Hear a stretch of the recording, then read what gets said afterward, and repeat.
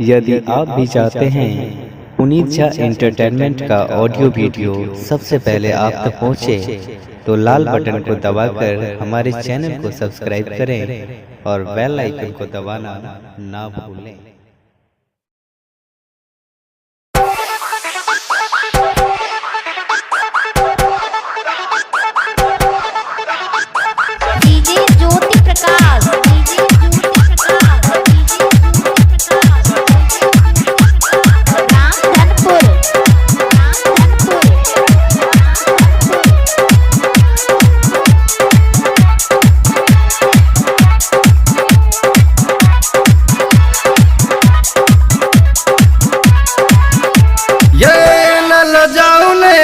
सोझा में आउने प्यासे मरच गोरी हमरा जिया बुने लागे यहाँ जवाब ये मोर दिल बर जानी लागे यहाँ जवाब ये मोर दिल बर जानी लागे यहाँ जवाब ये मोर दिल बर जानी।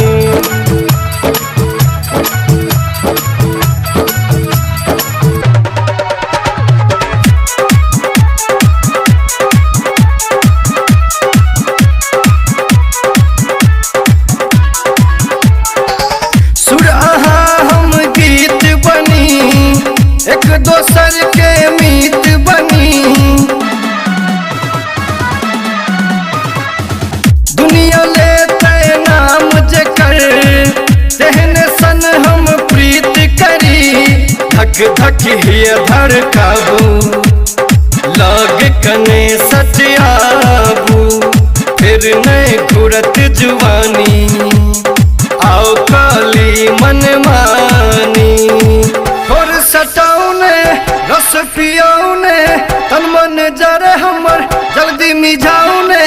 जीवन यहाँ बिनु आप ये मोर दिल बर जानी मनीष कहे लाजवाब ये मोर दिल बर जानी लागे लाजवाब ये मोर दिल बर जानी।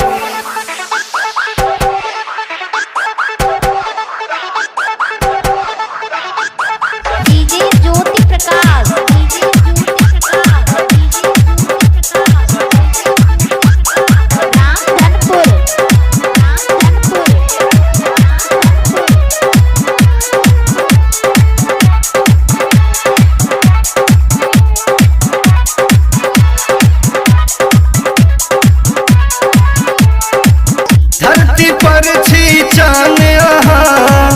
मन बसल अरमान